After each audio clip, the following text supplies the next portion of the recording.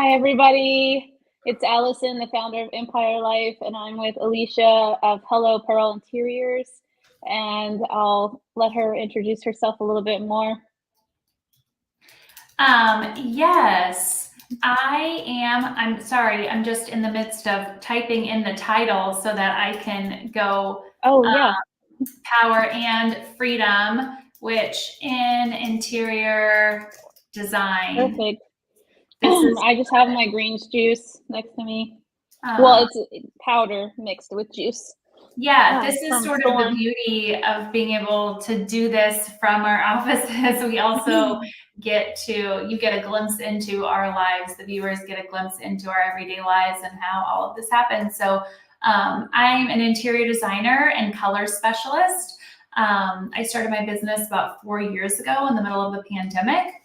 I was a stay-at-home mom and realized that I had a gift in creating spaces that were inspiring and that were different from the traditional Pinterest images, gray and white spaces. It sort of pushed the boundaries of what was typical and unique in the interior design, the local interior design realm.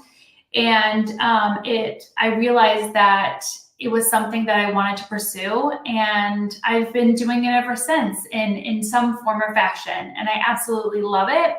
It is in my blood. It's what I wake up for every day, regardless of the challenges that come with business ownership.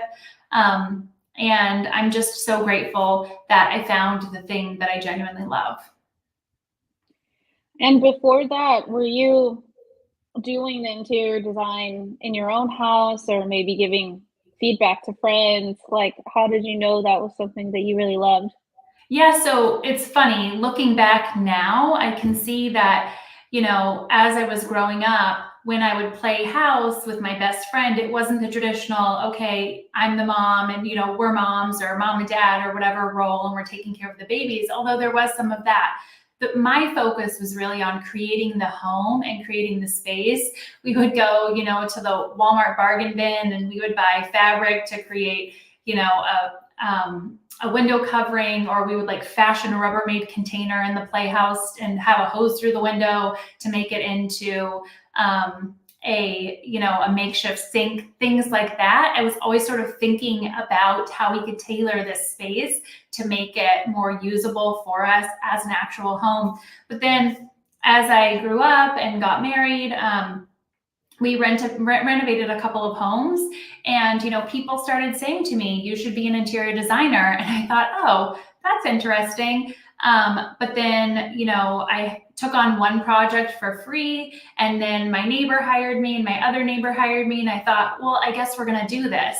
And little did I know everything that it would entail, but here we are today. And I genuinely do think that I found the thing that makes my heart sing. That's incredible. My dog just burst into my office. I don't know if you heard the boom. He's right under me. He hasn't seen me a lot this morning because I've been trying to get ready for the live. Yeah. But I feel really similarly with a childhood experience of like friends playing house and gathering together, and then but focusing more on, is everybody feeling good and is healthy and is accomplishing what they want to accomplish, and like them asking me for feedback about, oh, my mom said this and what could I tell her, or this other friend did this to me and what can I do. And I'm doing that now in my life with the Yeah. life and business mentoring. Or they'd be like, I would pretend like I was giving them vitamins and I would give them Pez and be like, you're gonna feel great after you eat this Pez.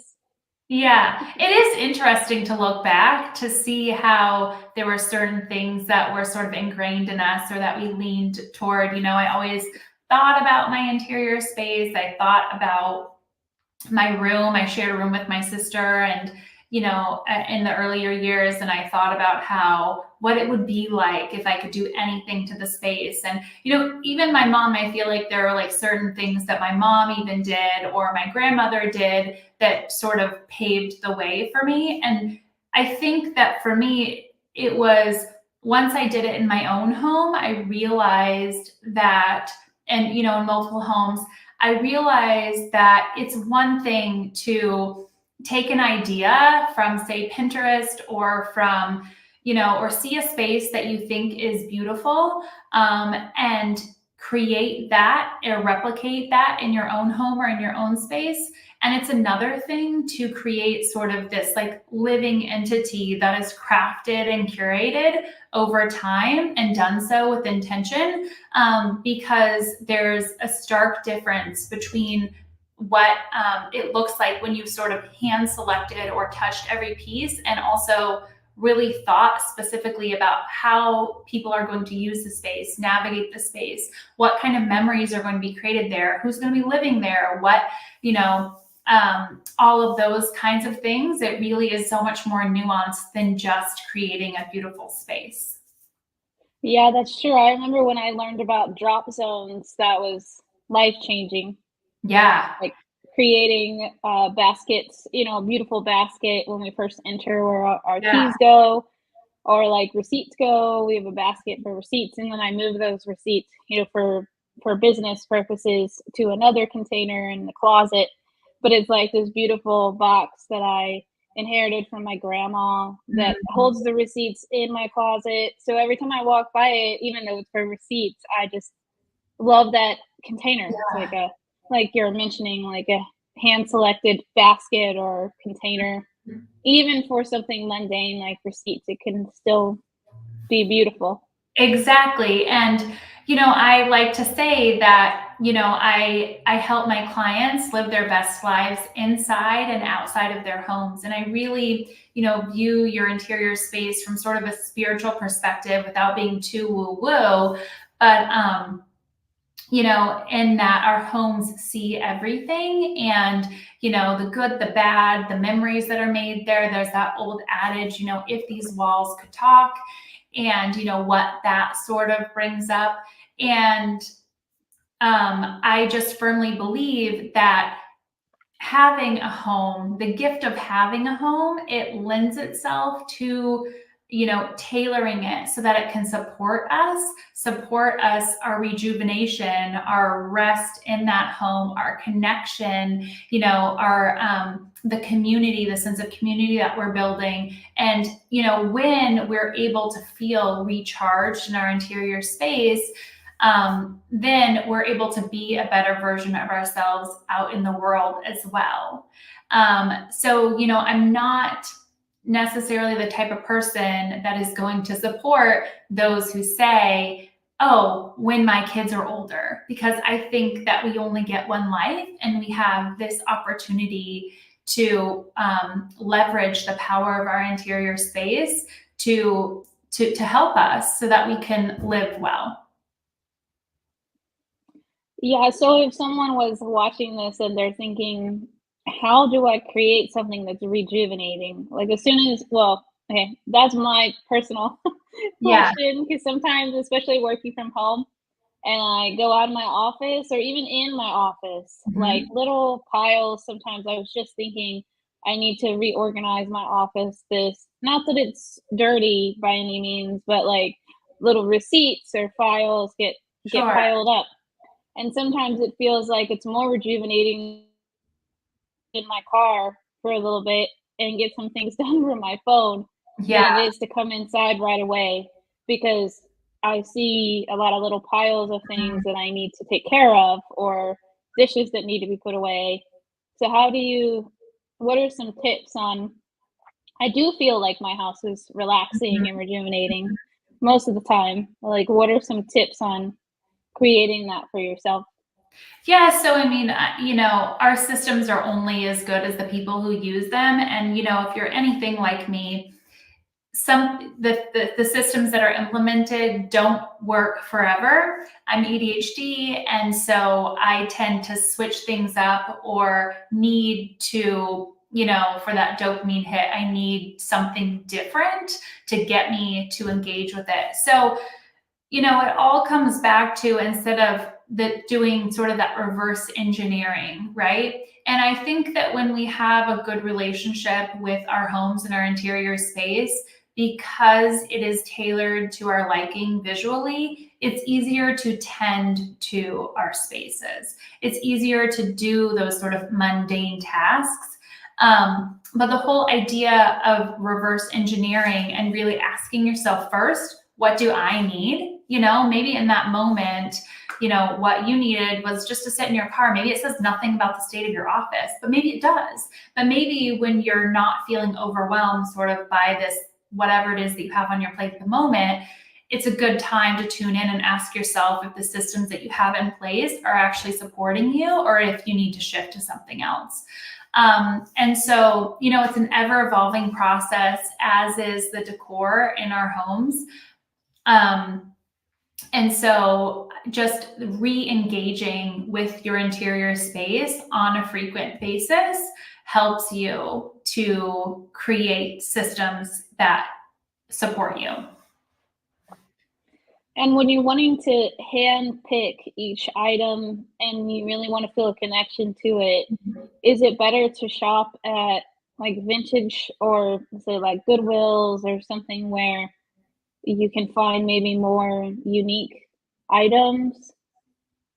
Or That's what would be your suggestion? Yeah, I mean, I prefer that, but it's completely up to you.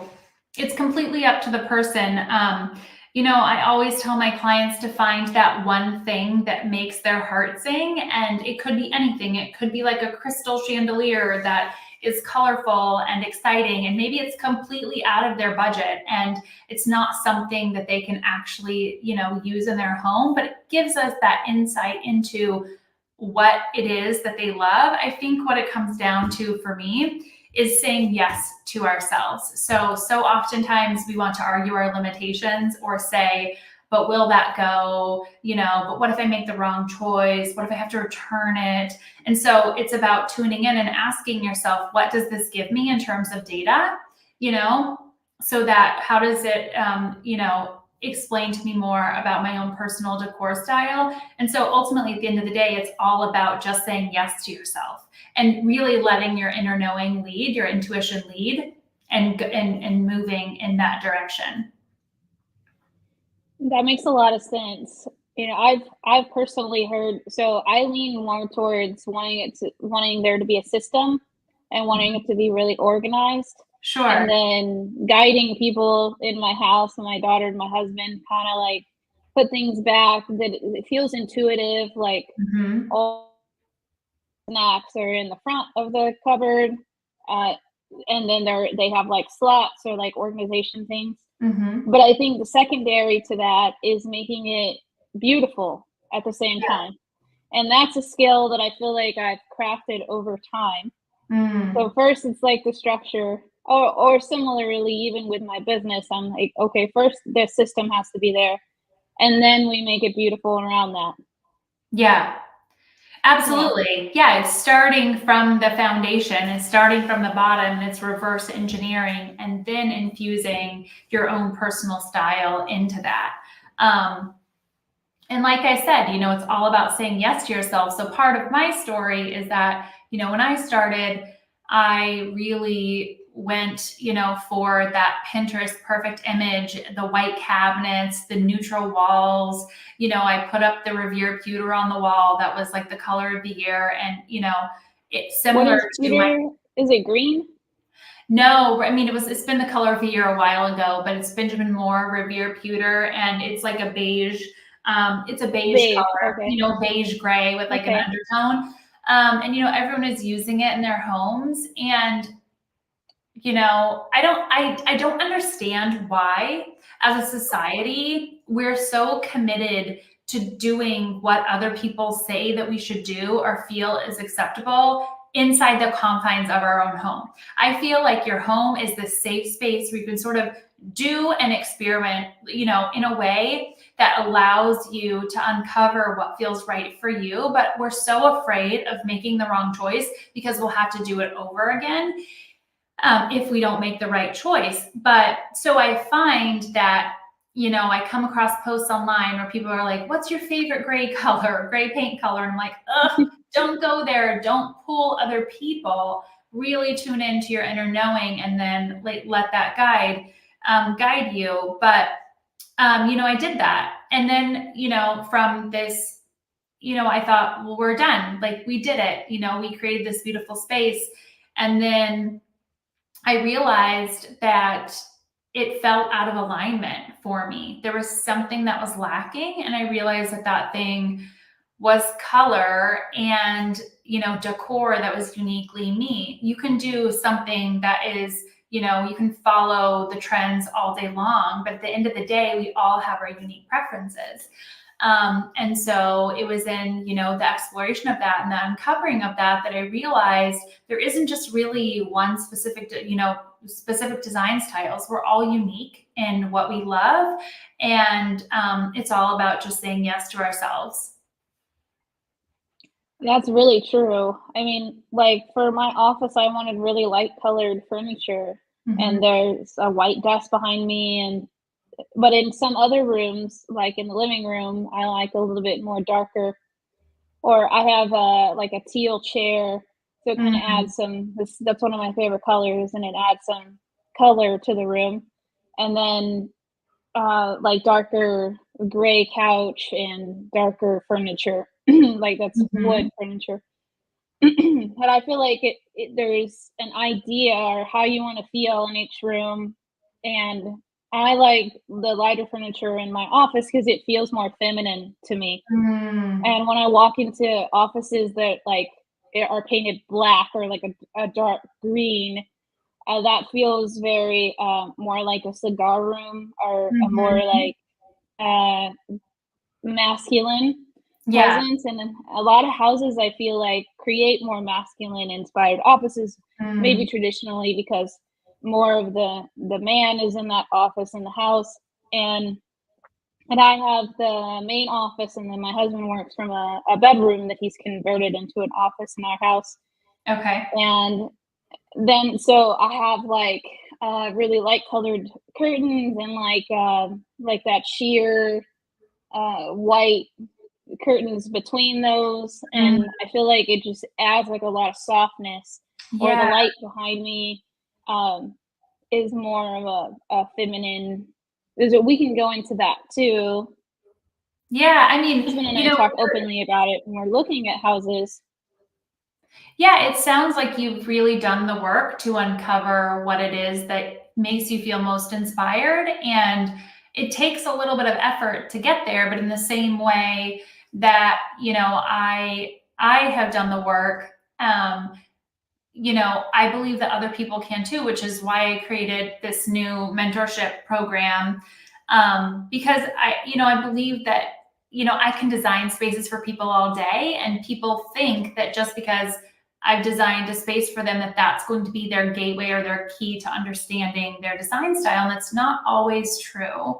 And so, I believe firmly in the power of teaching others how to uncover their own unique design style and then supporting them through this mentorship program so that they can so that they can create spaces that they genuinely love, but offering sort of that, it sounds like you're a decision maker and a lot of us aren't, right? A lot of us get paralyzed, stuck in that, but what if this doesn't work? But what if, or, but I don't know this about this. I mean, I get that way when it comes to like creating reels for Instagram, and so it keeps me from doing it. But a lot of people do that with their home. And so by creating this mentorship program, it gives that space for people to come and get that support to make decisions, and then to know that they have someone who can affirm those decisions or give them direction as they're creating a space that they love in their home.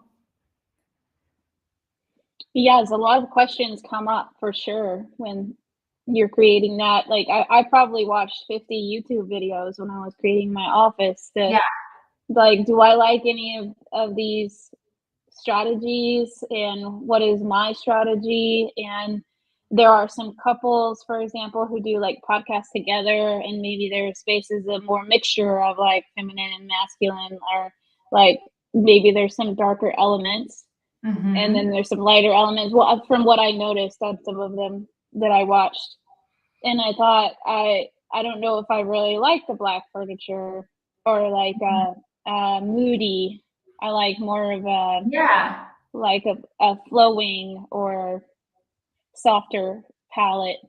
But at the same time, I can look at the more moody ones, and I do see how it works for them, Right. and I think that's cool that that's their design style, and I have no, no judgment on that. It's more like, well, that's not quite me, right? Mhm. Like you're saying, but this is more like me. And in our mastermind that we have coming up, you reminded me of that too. It's more like, hey, I'm thinking about doing this in my business. Is this really going to move the needle forward?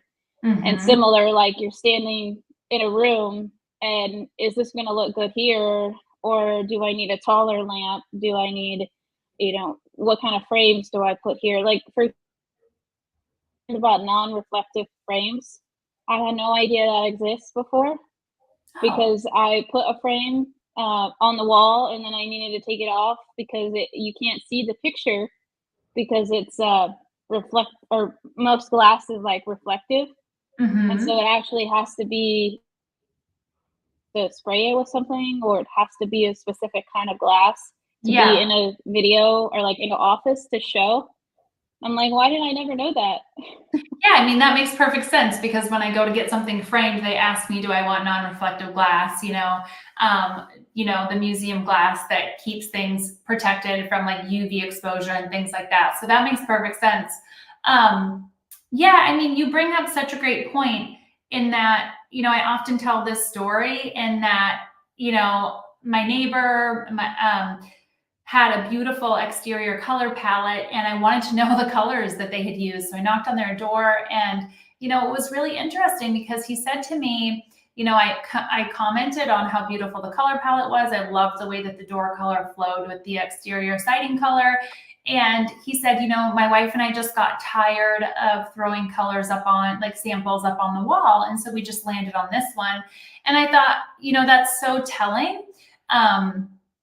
In that because it's appealing to me, it doesn't necessarily mean it's going to be appealing to other people. But in the same vein, that the farmhouse trend took off because people felt like it was safe. Same with the grays and the neutrals. People feel like it's a safe choice because they see other people around them doing it. And so if it's working for them, it must work for me too. And so it feels safe instead of testing the boundaries of what feels right for them and only them. I've always thought it's really interesting, sort of the psychology around what makes us feel comfortable to make decisions in our own homes. And again, it's our own home, so we get to do with it as we please. Yeah, it took me a while to get there, but it was only through personal experience that I was able to uncover that. And it does seem that what happens in your own home and the boundaries and kind of like pushing limits does translate to how, maybe you live your life outside of the home too. And there's like a lot of external, or some things that came up when you were talking about that is, if we have, in-laws, or we have, our parents that did things a certain way and they're coming into our home, or friends in the neighborhood, and then we go in some other people's houses, we can tend, that would be more like external pressure, and we Mm, can tend to then internalize that and think, well, what are they going to think when they come to my home and I don't have this kind of sliding door that everybody seems to mhm, have, or that my mother-in-law has, for example. And I personally feel like I have a pretty strong internal locus of control, mhm, and I still care, mhm, like we all care about, sometimes what other people think. Yet I feel like it doesn't affect me as much of the external feelings or pressure, and mhm. maybe that's related to my personality, or personal development. But I'm wondering your strategy, I guess, not to give in, we were talking about in the green room, like a status quo, or that these are the expectations that I feel like everybody's having of me, and this is what everybody else is doing. How do Sure. you like move past that?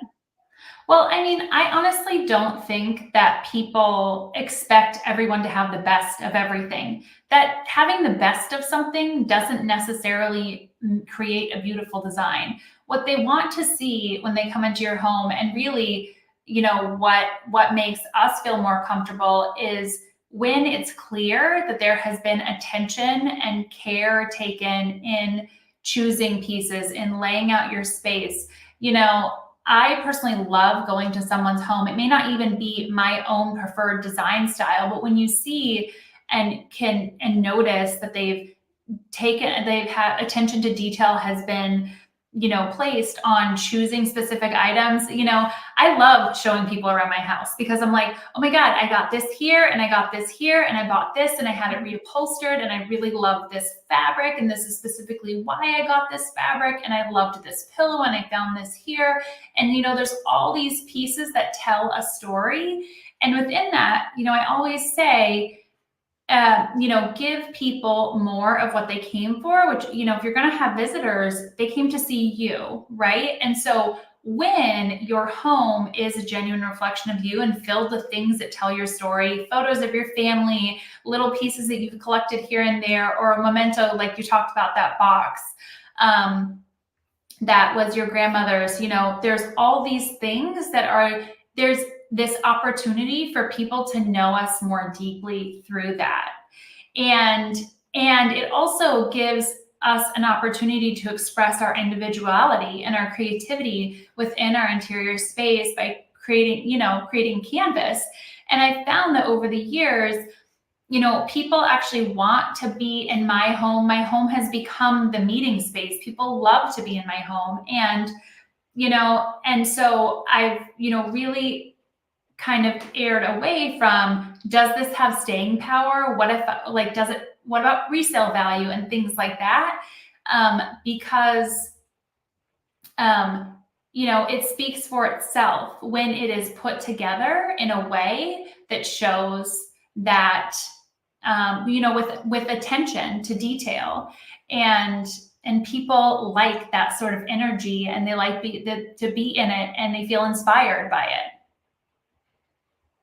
It is inspiring. You're reminding me, I have 2 trunks that were used by ancestors when they came from Europe to the US, and I asked my parents to store them in their garage, and it's in the back of my mind, like, I need to have those reupholstered, Mm.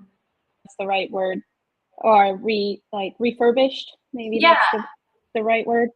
Sanded and, yeah. everything redone, and that to me is really inspiring to have those, is every time I look at them, I think that's all the things that they had when they came over, and that was a lot even probably that they had comparatively to what other people had on the ship. Definitely, absolutely. And what a gift that have those pieces and that they are linking you to, your ancestors. I love that. And in the end, like, it's all just who's really going to remember it, right? Who's going to remember us? There's that whole notion of like, how long will our things sort of live beyond our lives, and is there staying power? Will we make an impact? And I just feel like we only get one life to experience this, to really truly experience the joy. And I see it in terms of like the fullness of moments, right? Like, how full can this moment be? How nourishing can this moment be for me? And in that same way, I talked about how I started my business in interior design. I'd never hired a designer before. I didn't know what it was like to work with a designer. I created everything from scratch with mentors and people that I hired to help guide me. And I found that I really relied heavily on what other people in my industry were doing and how they were shaping their careers and the ways in which they were serving their clients. And so much of it over time started to feel out of alignment for me as I was working really, really long hours and feeling like I wasn't able to be present for what really mattered, which was, being with my family, being with my kids, And, since that's all shifted by creating this program. And I feel like it's a way that I'm able to give this gift of beautiful spaces, these tools to others so that they can go and create the spaces that they love as well. Yeah, a lot of things came up for me when you were saying that because I've talked to business coaches and mentors where they take personal calls, in their car when they're with their family, for example, or their client can just like call and text them anytime. Mm-hmm. And to me, that's not the kind of boundaries that I wanted to set up. Like I'm gonna have, or I have a texting person, our clients every day to check in with them for the mastermind. That's not me personally who's Mm-hmm. checking in with them every day. And they can ask me questions, but it's not like I'm accessible all the time. And I think it's similar with like there's that time with my family, the time that I'm working out, having self care. Those are treasured, protected times. Mm-hmm. And I feel like that's similar for you. They can't just call you at any time and say, well, what is this? Is this color work? And I have talked to interior designers who let clients do that, or Mm-hmm. they leave their kids' sports practice to go look at something at someone's house. Yeah, I mean, I've always kind of been the type of person who has to like try something out to see if it works for me or if it doesn't work for me before I really make a shift. And, recently my life changed dramatically when I got a divorce and I came out as queer, and I, decided like I want to be able to be present. I want to finally be able to sort of live life from an authentic standpoint. And, instead of constantly caving to the demands of my clients and not putting up boundaries and just feeling sort of, antsy around my work, even though I absolutely love it. It was really draining me. And so I had to create a new way of doing it. And in doing so, I created a garage apartment. We call it the commune. I created a garage apartment. I rent another room out in my home. And that sort of has given me this freedom to pursue building this program, the homeschool mentorship program, and sort of go back to the basics of my business. Of everyone doesn't need to do everything the same exact way, right? We all have our own process, and we all have our own giftings. And mine just so happens to be teaching and delivery and cheerleading and be passionate, expressing things with conviction and passion, and I'm really excited that I get to bring that now to the forefront of my design career and share that with other people. Exciting. And people do need that. I mean, otherwise they're going to be watching like 100 YouTube videos and still probably thinking, but I still don't understand what my design style is.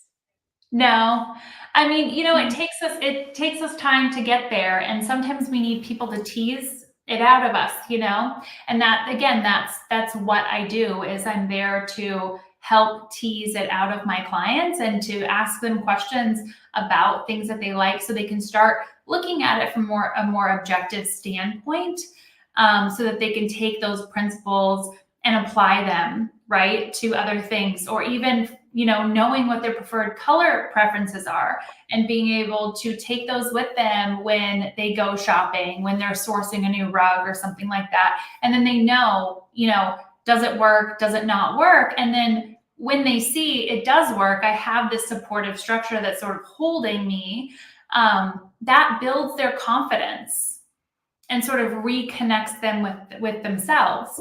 And it's really, really, really fun to watch. I mean, having gone through it myself, I know that, it can be terrifying to make decisions because you can be afraid, what if you make the wrong one? Yeah, and especially like with a rug, sometimes it's a big investment. Absolutely. Yeah. Mhm. Definitely. But it's not all about pretty things. There's so much that is involved in, a design project. There's so much about scale, about how you're going to, flow in the room. How many pillows are you going to use? What size are your inserts going to be? What types of window coverings are there even available to me? Where should I hang my drapery rod? What types of, clips or rings should I use for these?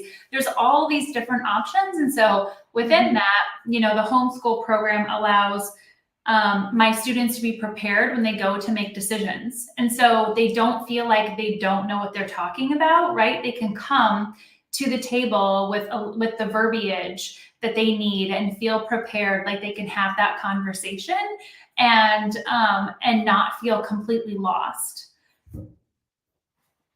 That's true. I mean, I in my living room, I love the curtains that kiss the ground. What's that Yeah. called? What's the name of that? Just that the dust the ground. I'm not sure if there's a name for it. Yeah, like they overflow a little bit on the ground. Oh, okay, I think puddle. there's a puddle. Yeah, I Yeah. like that style. To me, that feels more luxurious. Yeah. So I want them to be a little bit longer. Yeah. Yeah, I love that you were able to figure that out or that you even knew it was an option. There's so many people who just don't even know Yeah, it's an option. And so I feel like that's true. it's creating a smarter consumer who can go and who knows what their options are, who can have that conversation, who can ask, questions that are curious, be curious about the choices that they're making or the options that are available to them and but still feel supported, like they're sort of like driving the ship instead of feeling like they could potentially be taken advantage of and then not want to approach or do that thing at all because they're afraid that they're just going to get it wrong or don't have what it takes. That's a great point. Yeah, I mean, when my husband and I were putting up the curtains, he said, "These are too long." Yeah. He had never seen curtains that, like, I guess the puddle or, Yeah. flow over, and I'm like, every luxurious house has this, like, or every really nice hotel. I started once I realized that that's something I wanted, I started remembering that I've seen that in really nice hotels or, like, high ceilings, really beautiful houses. They're, Yeah. like, more of a luxurious feeling. And he was like, "Okay, I don't know what to think about this. I think they're too long." I'm like, "No, this is what we need. I love this." Yeah, but see, approaching with conviction, I always say that, being decisive is really sexy. I had a client about a year ago, and, he was really concerned about the color choices that I was proposing, that they were too dark. And, I was just like, no, it's not too dark, it's not too much, it's just certain. And like I feel like this is why so many people err toward gray, because it's neither here nor there. And when I share about gray and about the impact that it has on the psyche, but also about how it is created, we start with, say, a beautiful rainbow. And in order to change and shift those colors, we add either white or black or a combination of both, which is gray. And then that sort of defiles the colors, right? It makes the colors a lesser version of themselves. And, when you think about gray, the mixture of black and white, it's in making the colors a lesser version of themselves. You can also consider that gray is the ultimate desaturated color because it's a thing that we add to vibrant colors to make them less saturated, to make them less vibrant. And, in that same way, I feel like gray is neither here nor there. There's nothing about it that is certain. And in fact, it's one of the only colors that has a negative impact on us emotionally. When you think about like gray days, living in Seattle, and there's a large incidence of seasonal depression, and there's lots of cloud cover, and there's a reason why that gray is associated with that when you look to nature. And so once people understand that, that is sort of like all that they need to realize that there are other color options out there that are available to them. And like you said with the with the curtains, most people don't even know that that's an option, but you had done the research to figure it out instead of just relying on what other people told you to do or what other people were doing. And that's really telling about who you are. Wow, I didn't realize that that's telling about who I am. Yeah, and I researched too, like where you hang the rod, like you were saying, Yeah. and if it gives a different feel if you hang it closer to the ceiling, and I like it a little bit closer to the ceiling. Mm-hmm. Um, and so they need to be even longer so they can still puddle at the bottom. And then the curtains also in my living room are green, like a similar color to the chair. And I wanted that to be like a accent color. And Yeah. that again was like, well, is that really gonna match? I've been having the conversation with my husband, like, is that match to everything though? It's like it's not necessarily supposed to. It's gonna tie everything together. Yeah. Yeah. And it takes some Yeah. experimentation, when I teach color classes, Mhm. it's kind of like, you don't know what works until you see what doesn't work. And so, being able to show, the participants what works well together and then adding in those colors that show us that contrast, what does not work, then suddenly they're able to see and know, oh my gosh, my inner knowing was telling me that all of these colors were beautiful together. And now suddenly I'm inserting this one and that one does not feel right to me. And so it's like, okay, now I I know like I that. have this framework for what does work, for what feels like it works. And so then again, you have the data now to go and make more aligned choices because you've seen the difference between what doesn't feel right and what feels right. That's true. And then I was at Goodwill and I the perfect art that kinda had all the colors of green. So I have like a sage green and Yeah. a forest green or like a moss kinda green and then like teal. So they're not necessarily all the same Yeah. shades of, and I like kinda mixing that. But I had in my mind that it was gonna be green. Mhm. But then all these different colors that I like of that shade, and then the art kinda, like, tied it had all the colors of green in it, or even, like, some browns and other colors, so I was like, "Okay, this really, fit perfectly." Yeah. That's so fun. I love that you've been able to experiment and get to know your interior space in that way and continue to add to it. That's what it's all about. Our spaces are constantly evolving as we're evolving and there's sort of like no set it or forget it, at least in my mind, whether it be like through wear and tear, you have to replace something, that's inevitable, or, maybe your preferences change because that happens too. Or maybe there's a new furniture line that comes out that you're like, I'm really obsessed with this sofa and it comes in this color. And then you want to add that to your space because you can. Our spaces are constantly evolving, as are we. And it's just important that we tune into that. Mm. Yeah. Yeah, amen. And how can people find you if they wanna get in touch to be in the homeschool Yeah. program? Yeah.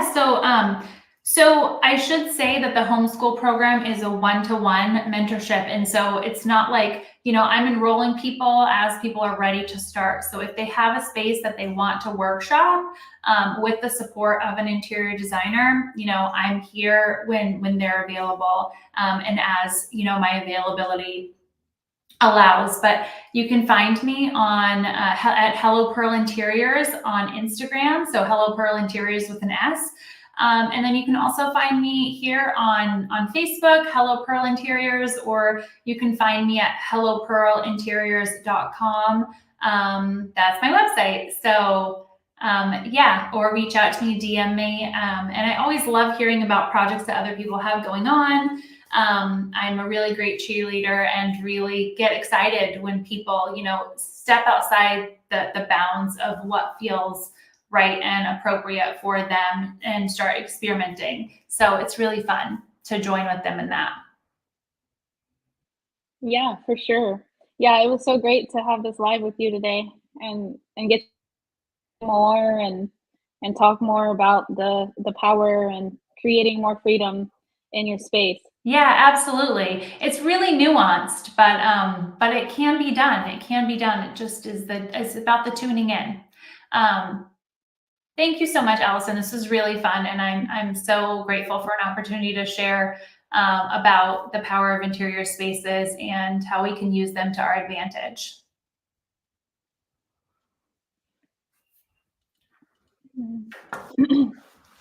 I think I just